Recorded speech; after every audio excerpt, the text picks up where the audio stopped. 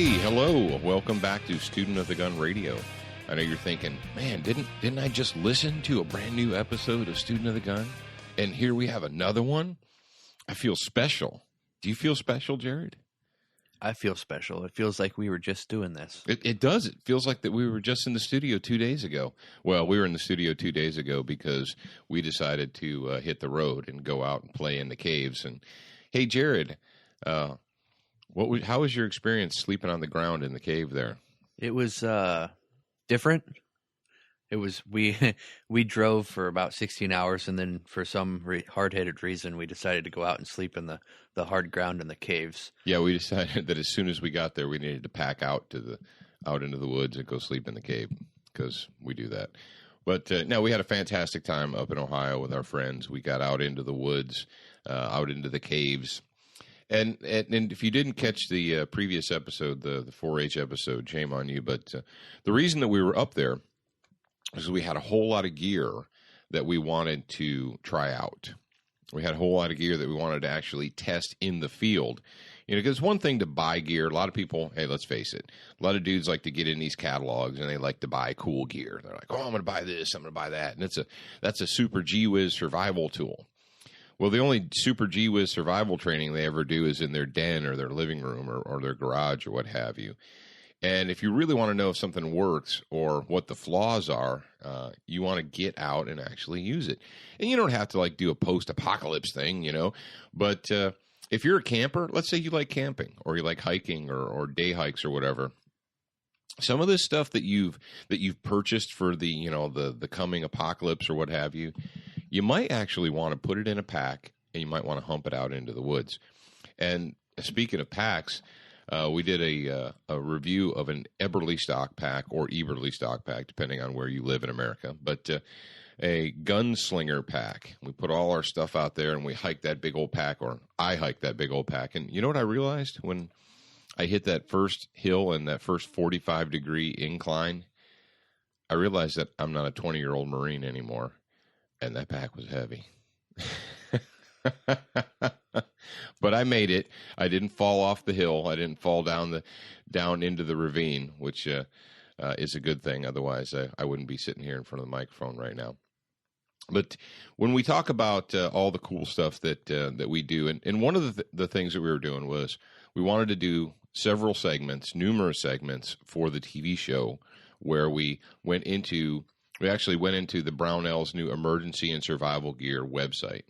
And we picked out a lot of items, fire starting items and survival items and all that stuff.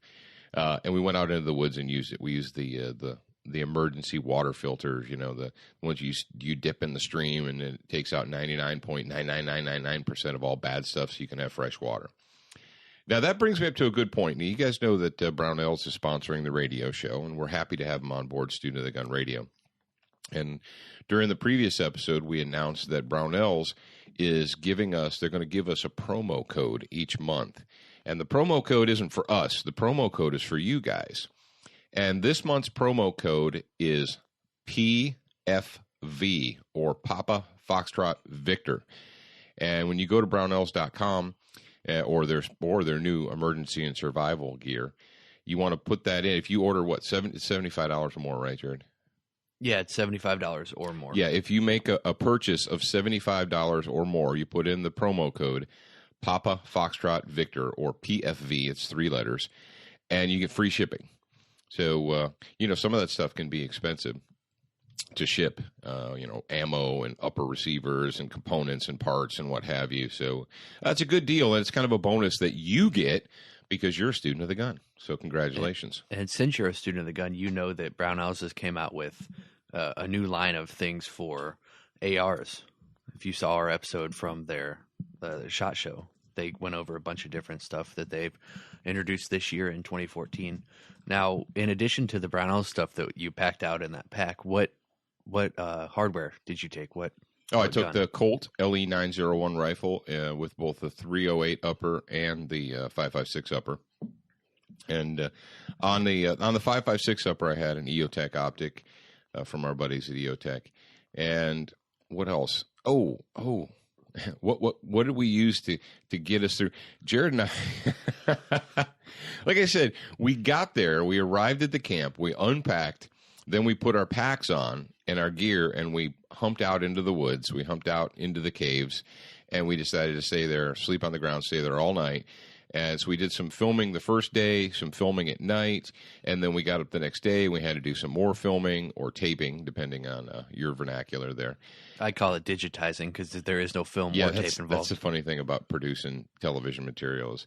If you say filming, videographers will scold you. They'll say, "We're not filming, we're taping." And I say, "We're not taping. There's no tape in the camera. It's a digitize." It's a digital video file. So I don't know. But anyway, I'm not going to lie to you.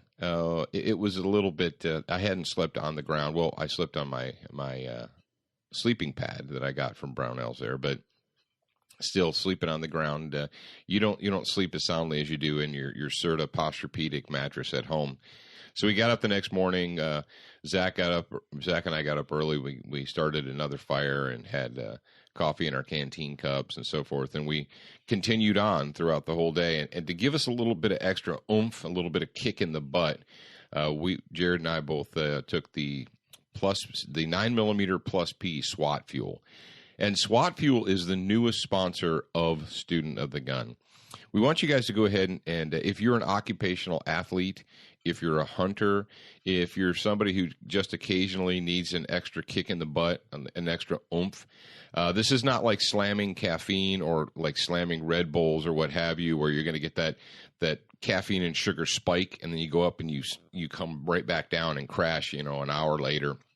It doesn't work like that. SWAT fuel was developed and designed by a doctor. A doctor, and in addition to being a doctor, he's also a SWAT doctor, Dr. Dan. And Dr. Dan is one of he's kind of like Student of the Gun. We tease him that he doesn't like to sleep. You know how we have, how many projects do we have going, Jared? 1, 2, 3, 4. I can't count that high. Lots and lots of projects because apparently we don't like sleeping. But Dr. Dan is the same way. He's an emergency room physician. He has a practice, and he's also the designated doctor on his local SWAT team. So he's a busy guy too. And he couldn't. It's kind of like Mark Craighead. He couldn't find a product. He couldn't find a supplement that he liked. He couldn't find one that gave him what he needed. So he sat down and came up with his own formula. And hey, that's what America is, right? I was just about to say that. He did that because he's an American and he can do it. That's right. For now. At least he's allowed to for now. So long story short, we're glad to have SWAT Fuel on board with us, and we want you guys to take a moment, go over to SWATfuel.com. You can check out their 9mm Plus P supplement, the 40 cal multivitamin, and all the cool swag. You can just check it out on your own. And what did I tell you guys to do last week? I want you to send us pictures of you guys doing what you do that you would need the SWAT fuel. An occupational athlete. Yeah. And you could post that to our Facebook page, but if you don't like Facebook, you could send it to my email address, jared@studentofthegun.com. All right, JARRAD@studentofthegun.com. Jared, tell us who our Excess Sites Good Guy of the Week is and what their question is. Our Excess Sites Good Guy this week is Miles K., and he posted this question in the forum. If you don't know about the forums, go check them out. It's forums.studentofthegun.com, and that's for peer counseling as well. I don't really get in there and answer stuff. I leave it up to you guys to talk to each other. And anyway, Miles, I need you to email me, JARRAD@studentofthegun.com. Email me your address, your shirt size, and your phone number. Hey, Jared. Before we go on, let's talk about. I want you to take a moment, and I promise we'll get back to Miles's good guy question.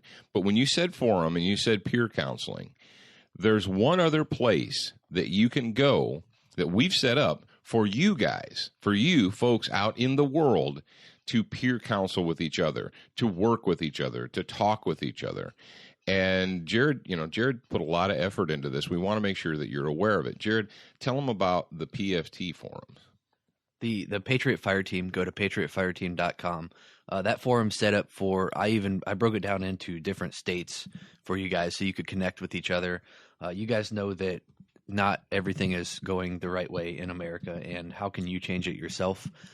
You can build a foundation of friends and loved ones that you trust, and you can do that at patriotfireteam.com. And share your story with us. Share your story with your peers. Share your story with everybody on that website. Yeah, think of it like this. Think of it as a network of patriotic good guys. Think of it, and we know the reason we came up with the Patriot Fire Team concept and idea is because we know that a lot of you are out there. You're wherever you happen to be in the United States, in America, and you feel frustrated. You're like, am I the only one that looks out and says, hey, things are screwed up? This is not right. We've got to right the ship. We got to make things right. And you get frustrated. You think, and you try and do it all on your own. And you shouldn't have to do it all on your own. You every man, every woman needs affirmation, needs encouragement, needs support. And that is the reason behind the Patriot Fire Team. It's so that you can get that affirmation and support and encouragement, and also so you can give it. So you can give that support to your fellow patriots. And it's as simple as just going to patriotfireteam.com, jumping on the forum, and like Jared set it up by state. So you're in Nevada, or you're in New York, or you're in, wherever, Delaware, Maryland, the People's Republic of New Jersey, whatever. And network with your peers. Network with like-minded individuals.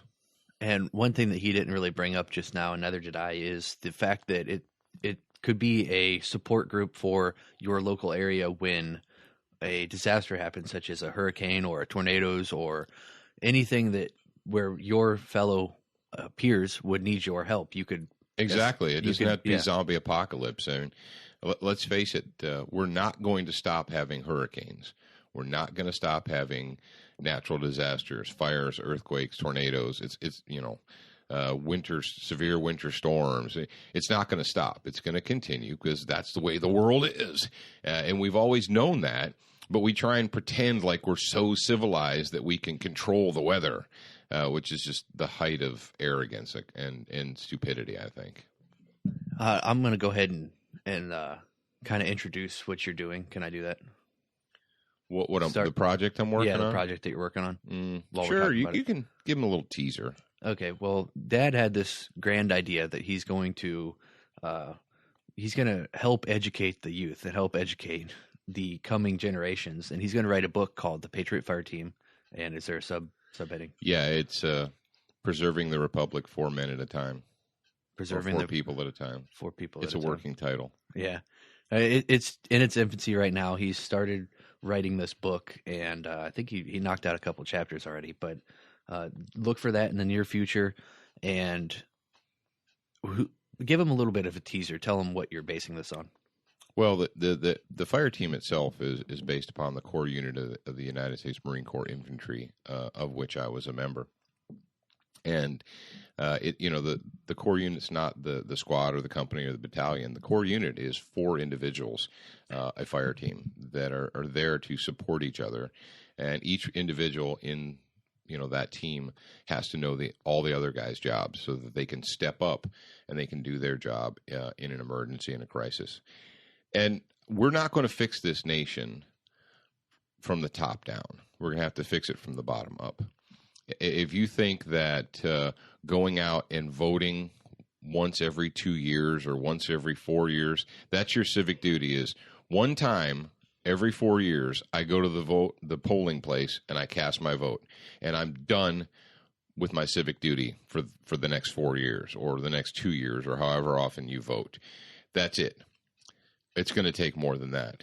It's going to take more than you going to the polls once every 4 years and exercising your civic duty as a citizen. It's going to take you being involved with your friends and your neighbors and like-minded patriots and being educated. And that's the reason for this book, really, is, we can talk about stuff on the radio, but let's face it, I can't give you 50 or 60,000 words worth of advice on the radio. It would take me a long time to do that. So the purpose behind the Patriot Fire Team book, as it's being laid out right now, is to offer an education, some ideas, some insight into what it means and where we came from as well. In addition to being a student of the gun, I like to think that I'm a student of history. So that's what that's all about. And at the end of the book, he doesn't know this yet, but at the end of the book, he's going to put in there, basically, he's going to give instructions on how to create your own Patriot Fire team. Oh, yeah, absolutely. But you can get those instructions right now if you go to patriotfireteam.com and sign up for the newsletter, and you get the free report, How to Get Started. So that is available to you right now, this very moment in time. All right, we've teased him long enough. Tell us what Miles K has to say. Miles says, I live in South Florida, and I was at an outdoor flea market today. As my girlfriend and I were leaving, we heard a lady scream, and my girlfriend said, "Look, that lady tripped." It looked a little fishy to me, so I did a quick scan and saw a man with a white tank top and red shorts running away. I clearly knew it was a robbery after that. Rather than pursuing him, I just went to the lady to make sure she was okay. He only got her gold necklace after forcing her to the ground. P.S. The other 6 people that were around just continued with their day like nothing happened, which is ridiculous. But anyway, I guess my question is, in my state of alert, do you guys think that I made the right choice? I kind of wish I had done something more, but at the same time, I was not in danger, so I did not feel the need to put myself in danger. No, you're good to go. First of all, if you didn't see it actually happen, if you just see someone running away, if they're running away, if they've already stopped what they were doing, then they aren't presenting a threat to you or anyone else. Now, I wouldn't just let them. There's a difference between fleeing and seeking cover. That's something that a lot of people have a misconception about. If somebody has a firearm and you see them run or shuffle or something, they're like, oh, well, they're running away. Well, are they running away, or are they seeking cover so they can get a good shot in on you without you being able to shoot them? So there is a difference between fleeing and seeking cover. So don't mistake those two. But if this guy was, hot-footing it away and you would have had to chase him across the parking lot or tackle him or whatever, yeah, none of us like to see criminals get away. We don't, because that guy's not going to get home and say, you know what, I have a change of heart. I'm never going to rob anyone again. I'm never going to abuse anyone again. No, that's not how it works. He's like, hey, I succeeded. I won. I got away with it. Now I'm going to do it again. And that guy in the white tank top and red shorts is going to rob someone again. They are going to mug someone again. They are going to hurt someone again. But the question that you have, and what I see is you did right. Were you able to, administer aid and comfort to this person? And if you were, fantastic, good job, go team. And unfortunately, we live in a world right now where people, and we always have, let's face it, we have for at least my entire lifetime, this world of, I don't want to get involved. I'm going to pretend, I look the other way. A lot of security experts for years have been saying that if you're, being abused or robbed or raped or mugged or whatever, don't yell rape, don't yell help, because half the people will look at their feet or look away. What they say, this is an old trick, but they say yell fire. And because then people are worried about their own selves, about their own skin, and so they'll perk their heads up and go, where? I need to get away from that. But if you yell help or rape or whatever, unfortunately, in this world that we live in, a lot of people will look away so that they're not involved. Now, that's another reason that Jared and I, when we do our training, one of the things that we start each drill with is by yelling the word stop. Well, why would you do that? Why are you yelling at a target? Yeah, no, well, we know that. We've already been down that road. But and you say, well, why not help or gun or whatever? Well, if you yell stop really loud, people, being the curious little creatures that they are, they'll turn and look. They're like, why is that guy yelling stop? I heard someone yell stop. What's that stop all about? And they'll turn and look. Whereas if you yell help or whatever, they won't, or a lot of them won't. And Dad covers that topic pretty in a great amount of detail in the Armed Living DVDs, and I don't want to take up too much time here. So okay. If you want more information about that, go to studentofthegun.com and you can get the Arm Living DVD. Well, Jared, you kind of you just reminded me. Maybe I need to have one more cup of coffee, or maybe you need to have one more cup of coffee. We did a whole entire episode 72, without mentioning all the effort that you put into the new product or the new delivery system for our product. You guys you may not realize this, and because it's relatively new, but what Jared did right before we went out into the woods, we were really busy beavers last 2 weeks. I haven't even had time to push it out to the subscribers yet, I don't think. Yeah. What Jared did is he took the Armed Living DVD. Now, and we've talked about it before, but we did the Armed Living DVD because we get the same questions. We get questions over and over and over again, and rather than addressing them one at a time, we did, a training DVD that answers the vast majority of the questions that new concealed carry people have, or people that are concerned about using a firearm to preserve their own lives. It's called Armed Living, Concealed Carry in an Uncertain World. That is the title, isn't it, Jared? Yeah, that is the title. Okay. But, you're like, what's the point, Paul? Well, the point is we originally did it as a physical DVD, and we still have those in stock. But what Jared did is he converted the DVD to a direct stream product. So, and we understand that that's where the market is going. And we've been actually behind the scenes researching and trying to figure out the best way to deliver that to you. And I actually had a really good conversation with my friend Aaron Little. And Aaron Little is an adjunct instructor for tactical response, and he also has his own company. And he told me how he went about getting everything put up, because he's the videographer, not webmaster. He's the number one editor and videographer, Tactical Response, and he takes care of their video products.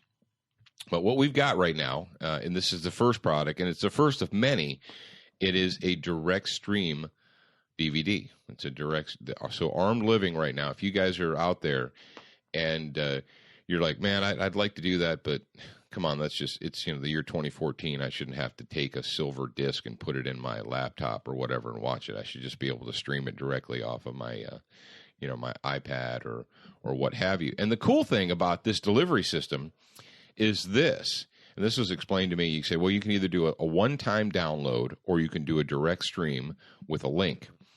And what we've decided to do, right, Jared, is the direct stream because it's better for them. Well, it's better for you guys because if we give you the code to direct stream it, you can do it on your laptop, you can do it on your iPad, you can do it on your smartphone, you can do it on any device that has internet.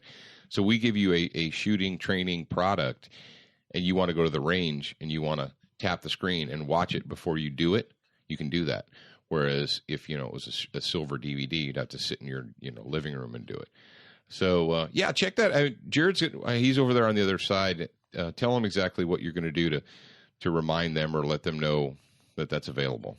Well, I'm going to send out an email to the subscriber list. I don't really have a solid URL that you can go to because it's kind of like it's gumroad.com/blah, blah, blah, blah, blah, blah, blah. But you give them the link. Yeah, I'll put it up on the website when I get some time to do that, which it'll be in the coming week. But I'm definitely going to send out an email to everybody. And if you've already purchased the DVD, a physical copy of it, I'm going to send you personally a code to get a pretty substantial discount on the digital product.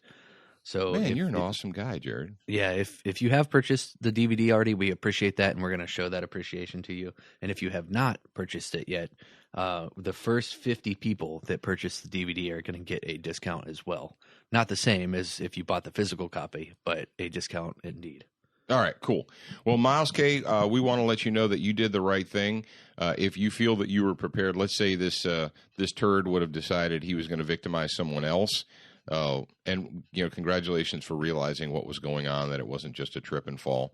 But yeah, I wouldn't. I think you did, from what it sounds like, you did right. And don't question yourself.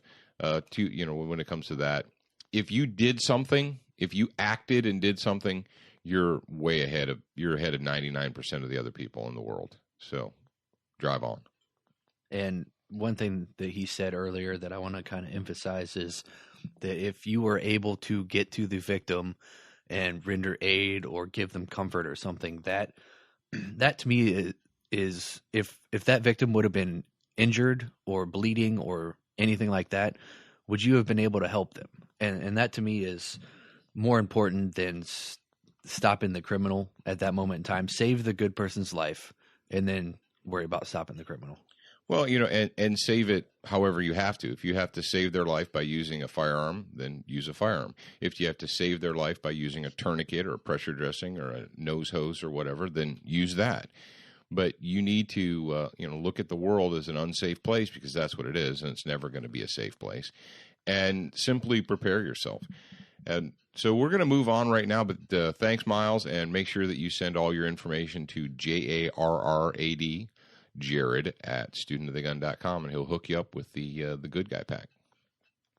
All right, let's move on to the meat of this episode, and it's kind of like a disheartening thing to me, but yeah. Well, if you saw the title of the episode, it says what is it, kids or agenda? You know, what's important? Kids or your agenda. What is important to you? And this comes to us. Actually, it's a Yahoo news story, but what Yahoo did is they just cut it and pasted it from thedailycaller.com. And the title is "Students Sue Ohio State Over Bizarrely Broad Anti-Gun Rules."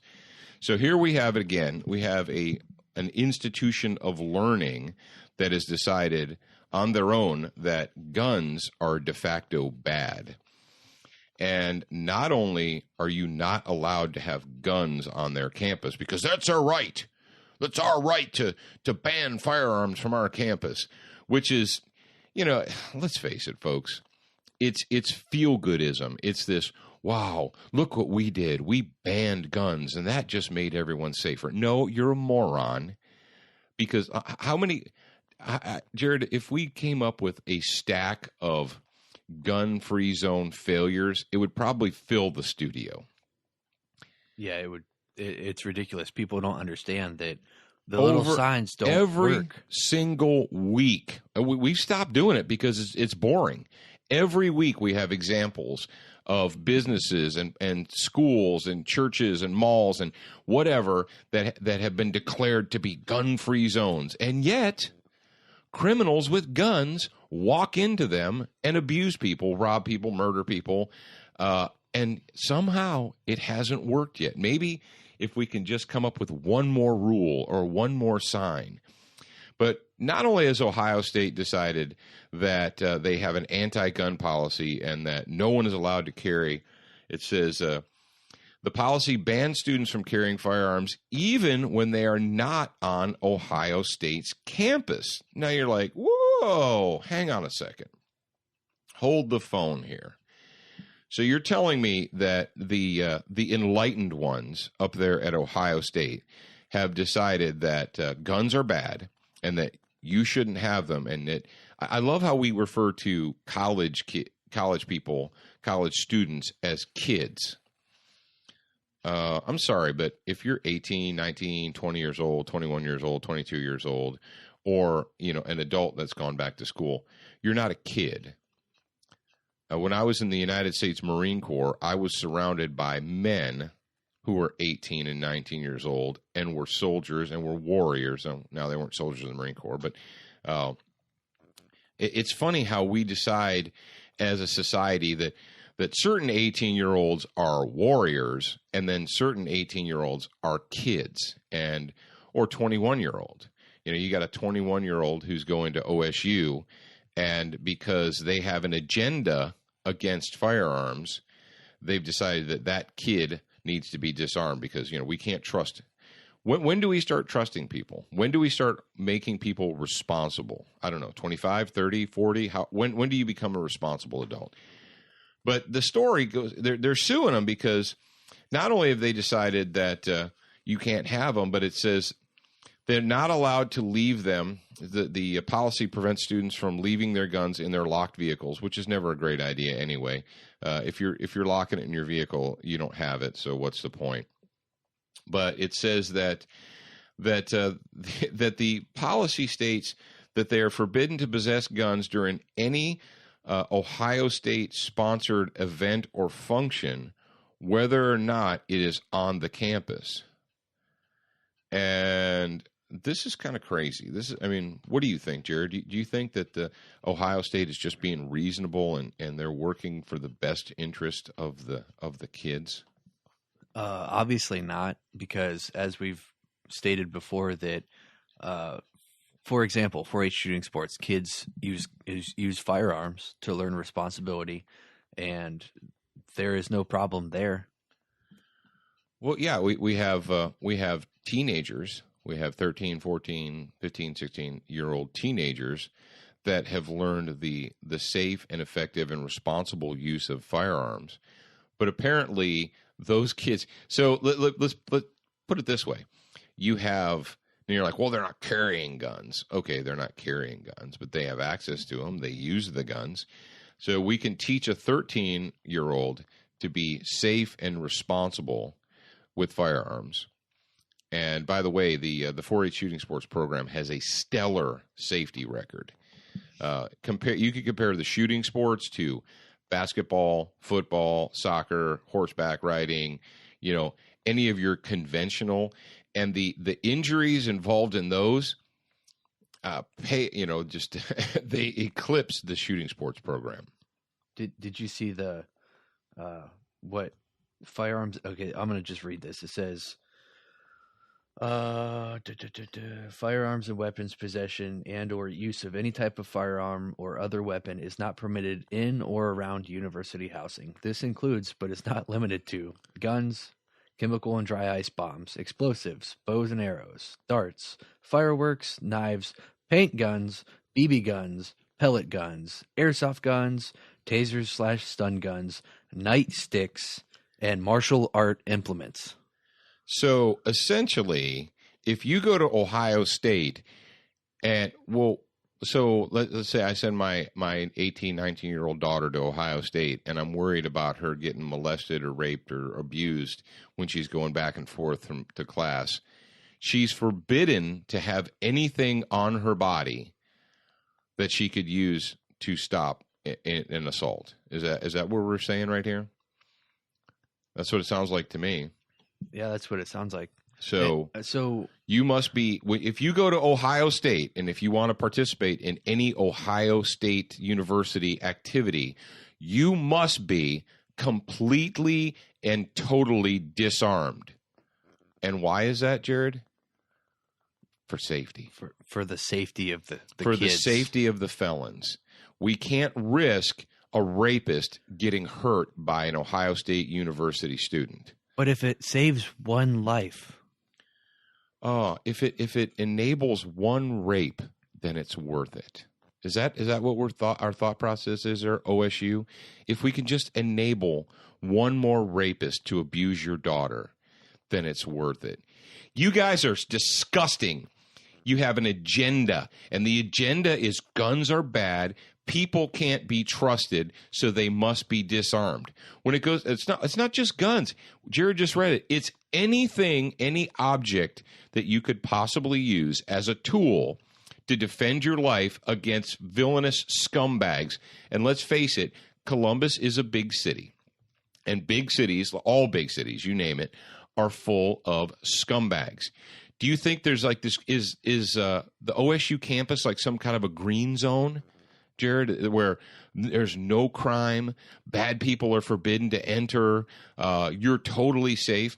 I bet you right now, if we pulled up the Columbus police blotter, the Columbus, Ohio news, and we would find robberies and rapes and assaults all going on within the city of Columbus.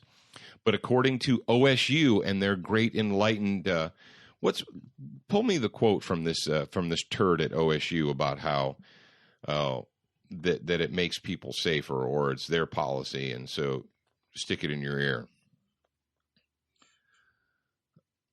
Ohio, go ahead, Jared.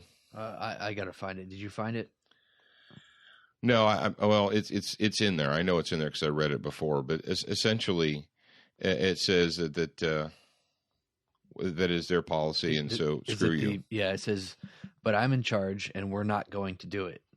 And Oh, yeah. It says the Ohio State officials have remained adamantly opposed to changing these rules, however. It says back in 2012, for example, then president, now President Emeritus, I love that. Can I be one of those? Can I be the host emeritus?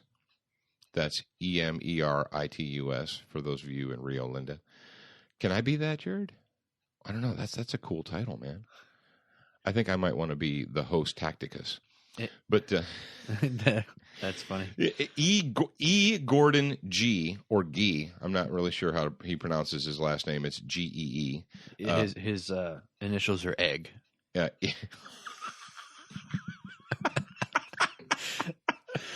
Okay, so Egg insisted that the school would never allow law-abiding students to carry guns. And his quote is, "But I'm in charge and we're not going to do it," said Egg. According to the lawsuit, "I have looked at these issues very, very carefully. It is not in the interest of a great university whereabouts the idea of allowing guns." So Egg says, "I don't like guns. Guns are bad. You're not allowed to have them." There you go. And not only that, but you can't have anything that looks like a gun, smells like a gun, tastes like a gun. You can't have anything that would do harm to anyone because that's just wrong. So when you send your kids to OSU, what you need to know here, if you send your kids to Ohio State University, is that Egg and his ilk think that they're better off being completely and totally disarmed because we cannot risk letting your little kid, your OSU student, harm a rapist. We can't risk harm to muggers and felons and scumbags by letting your kid have any type of tool, pepper spray, taser, whatever, that could be used to harm a felon. The safety of the felons in Columbus is too important to risk and leave up to OSU students. Are you looking at the news story right now? Yeah. Okay, on the right-hand side, is there a $100 bill coming out of an egg? No, not on mine. There's an ad on mine that it has you have a pop-up ad and it has an egg on it. Yeah, that's kind of fortuitous. Anyway. So moving on. So we thought you guys would appreciate, you guys up in the Buckeye State, you just need to realize that the agenda that Ohio State University has is that your kids, your young people, young adults that you send there, that they need to be disarmed completely and totally for the safety of the felon. If the dude that is in charge, as he says, is thinking this way, what are the teachers teaching these kids that go to the campus? I don't know, that be a good little tax slave, and that's your role in life, is to be a good little tax slave and don't fight back. Don't fight back against anything. Just be a good victim. The way I see it is, if you work for or if you support a boss that has these views, then you're supporting them as well. Well, yeah. Well, now Ohio State University is free, right? It doesn't cost any money to go there. Oh, you mean it does? Yeah. You mean you have to actually give them some of your hard-earned cash to go there? That's crazy talk. That's crazy like talk. So you're paying to be told how you can and cannot defend yourself. Yes, exactly. You give them money to indoctrinate you in disarmament. So, well, moving along, let's go ahead and we thought you guys up there in the Buckeye State would appreciate that. So, but moving right along, let's talk about a little bit of silent news or silencer news, and a lot of you guys may have seen this this week. And the story we've got here is from the WashingtonPost.com, and the title is, it's a long title. If you guys have noticed the online news services now, titles of stories are always really super long. And you know why that is, Jared? Well, you know why it is. Keywords. Because they want to stuff as many SEO keywords in there as possible. But there is such thing as too many, though. And it says, can't register trademark with Statue of Liberty holding silence gun because that would be, quote, shocking, offensive, and disparaging? What? And the story is essentially, it says, it jumps from the title right into the body and says, so argued a U.S. Patent and Trademark Office Examiner. Officer Examiner? Wow, that's Office Examiner. I think there's one too many R's in there. in refusing to register the trademark. Fortunately, though, more than 4 years after the application was filed and nearly 2 years after the initial hearing on the appeal, the decision was reversed. And the reason we brought this up is, well, it's twofold. Number one, we like the folks at Advanced Armament Corporation, or AAC. We talked about John Hollister before, and Mike Mears. And John, he is my silencer ninja up there at AAC. If I ever have silencer questions or suppressor questions, depending on, what your favorite vernacular is, if I ever have questions about firearm silencers, I always contact John first. So give them a little bit of lagniappe here. Why should you, or why do you call it a silencer instead of a suppressor? Or why is silencer a correct term? Because and Kevin Brittingham actually he hit me to this several years ago. I was talking to him, and I said, what was it? What was your decision about using the term silencer versus suppressor? And he said, well, Hiram Maxim Jr., not the guy who invented the machine gun, but his son, he filed the first and original patent for a silent firearm. And that's what it says on the patent. It says silent firearm. And he said, I figured, well, if the guy who designed it and filed the original patent to put a muffler on a gun, on a rifle, I figured if he was going to call it a silencer or use the word silent, then I would go with that. I would default to his judgment. I mean, that'd be like, arguing that when John Browning designed the machine gun, that he was wrong and that you were right and he shouldn't have called it that. So, and I appreciate that. But let's face it, whether it's a silencer, whether it's a suppressor, whether it's a sound moderator, whether it's a muffler, whatever, it's that can that goes onto the end of the gun that captures the hot gases that are coming out of the muzzle, because that's what makes it loud. Did you know that? I know it's a science trick for you. But the reason guns are loud is because you have the hot burning gases that are escaping from the muzzle and the action, and they get out there in the atmosphere and they make noise.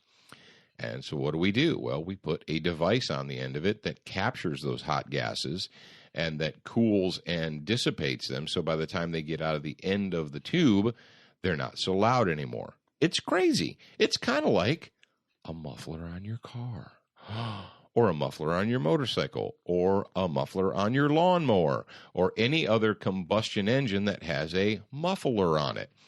And another thing that Kevin brought up, and this is just a quick aside, he said, we're really upside down in the United States. Is would you purchase a car that had no muffler? Well, no, obviously you wouldn't. Would you purchase a motorcycle, what have you, a lawnmower? Would you purchase one of these engines, one of these combustion engines that did not have some type of a muffler device on it? And you're like, well, no, I wouldn't. And are you allowed? Does the state allow you to drive a car down the road with no muffler on it? Well, no, they don't. And we have the technology. We've had the technology to quiet guns down, to make them quieter, to remove that obnoxious noise. We've had this technology for over 100 years. Do you realize that? 100 years we've had the technology. And why don't we do it? Oh, because of the ATF boogeyman. Well, not the ATF boogeyman, but the National Firearms Act, NFA boogeyman. And, because, silencers are only for assassins and murderers and blah, blah, blah, blah, blah, blah, blah, blah, blah. Now, we are making great strides right now in the United States as far as the individual states in allowing people to purchase and own silencers and suppressors for their guns. So that's just a quick silencer aside. But the story isn't so much about the hardware itself. The story actually is about the U.S. Patent and Trademark Office, or the Federal Trade Commission, and how the current administration in D.C. is using all of its little minions, whether it's the EPA or the IRS or now the FTC and the U.S. Patent and Trademark Office. They're using these organizations to put their thumb down on people they don't like. For instance, what do we know? What just happened? The the federal government has decided to stick their camel's nose, under the tent of the NFL. Now, as you guys know, I think right now the NFL is being used as a great big huge distractor, and too many people are paying attention to that and not what's going on in the United States of America, not how our country is crumbling. But they decided, the powers that be decided, that they didn't like the name Washington Redskins, that they didn't like that. And they were going to force them to change it. And they said, no, we've had that name for a long, long time. We're not going to change it. And so they're like, oh, well, we're going to use our bureaucratic powers. We're going to use our tyrannical powers, and we're going to revoke your trademark on Washington Redskins. Because why? Because we can. Because we're tyrants. And what do we have here? Well, I'm going to read you the quote, the original quote from the trademark officer. And we're going to say why they said that the AAC could not register the trademark of the Statue of Liberty holding, and you guys have probably seen this if you're gun people. It's a Statue of Liberty. It's a drawing of the Statue of Liberty, and she's holding a pistol up like the torch, only it has a silencer on it, and underneath it says Made in the USA. And this is what the examining attorney from the trademark office said. This is the quote.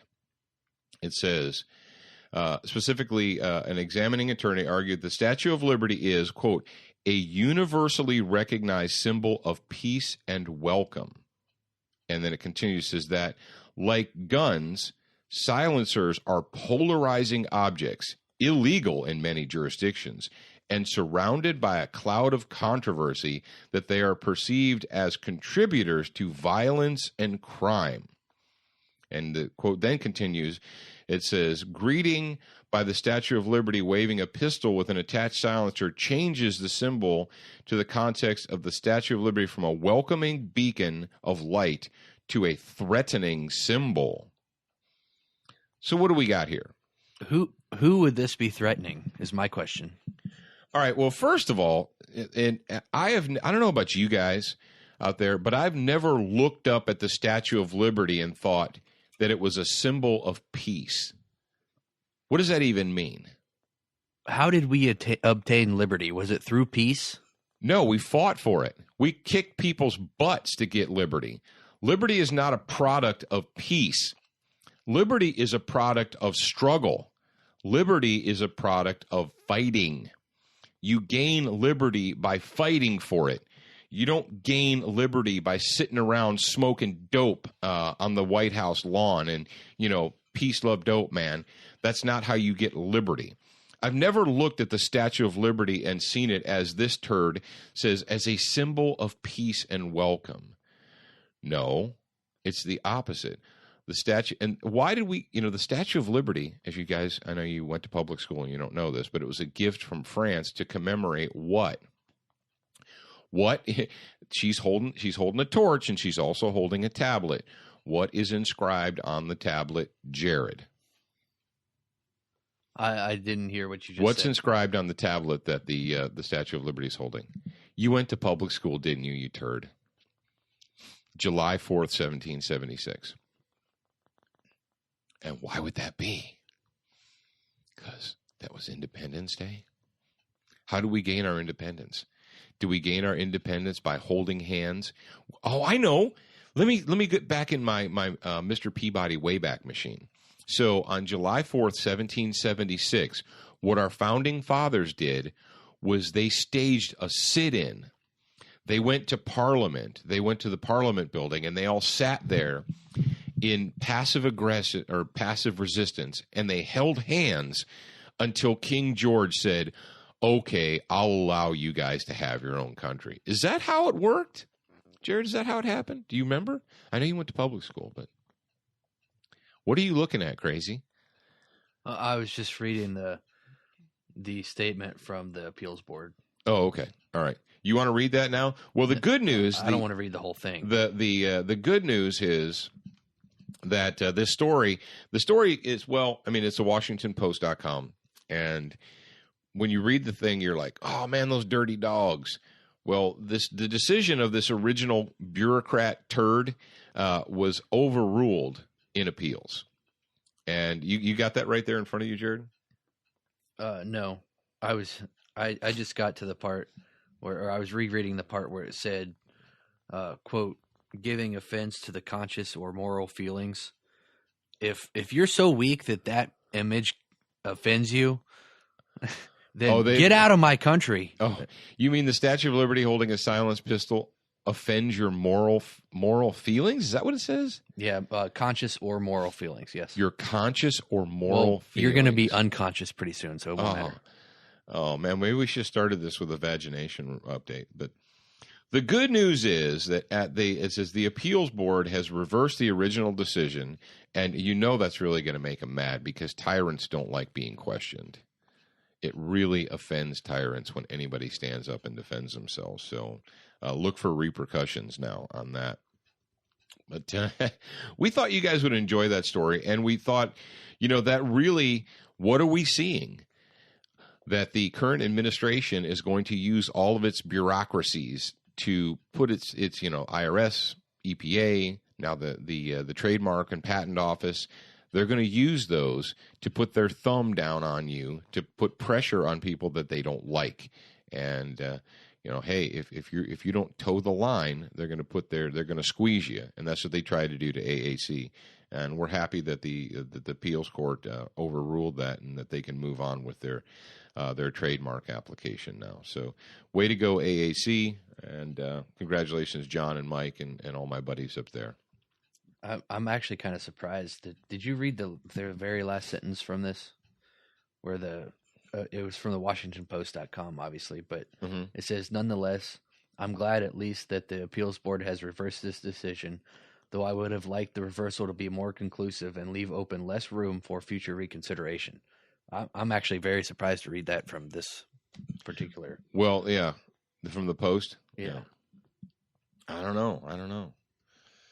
Well, how much time do we have left, Jared? Do we have time left, or we need to put a pin in this? Yeah, we need to. Okay, we're going to go ahead and put a pin in this one. Ladies and gentlemen, thank you for joining us for part 1 of episode 73. We appreciate always you guys being out there, being part of our audience, whether you listen on Stitcher or podcast or iTunes or what have you, or our mobile app, which is free. Download it, put it on your phone. Come on, you can do it. Before we wrap up this segment, this part of the episode, if this is the only part that you're going to listen to, I'm disappointed. But I want to let you know that next week we will be releasing a third episode available for purchase. I'm not sure which avenue I'm going to use to release it to you guys. It won't be the typical iTunes or Stitcher because you can't mix free and charge. You can't charge for something that's also free on that feed, but it'll be something. So look forward to the third episode, the bonus third hour. Yeah, and it'll be 99 cents. So if you can afford $1, which is $4 per month for an extra 45 minutes bonus to an hour of enlightenment, then we would appreciate it. Well, we'll give you the bonus. All right, and ladies and gentlemen, don't forget to watch us on Dish Network channel 266 Monday nights at 9 p.m. That's Dish Network Hunt Channel. And also, if you're a Hunt Channel fan, you should know that they now have a Roku app and a Chromecast app, Shentel Cable, Wilderness TV, TV Gone Wild, our mobile app, all that good stuff. Thank you to our friends at XS Sights, Brownells, Colt, and SWAT Fuel. Don't forget to use your special Brownells promo code. And the promo code, again, it gets you free shipping on any order that's $75 or more. It's PFV, or Papa Foxtrot Victor, for you military-minded people out there. Oh, also, Jared wanted me to remind you guys that particular promo code expires on July 31st. So if you want to get that free shipping in, you need to get it in before July 31st. Well, ladies and gentlemen, I know you know what I'm about to say, don't you? And you should. If you're a dedicated student of the gun, you know that you're a beginner once, but you are a student for life.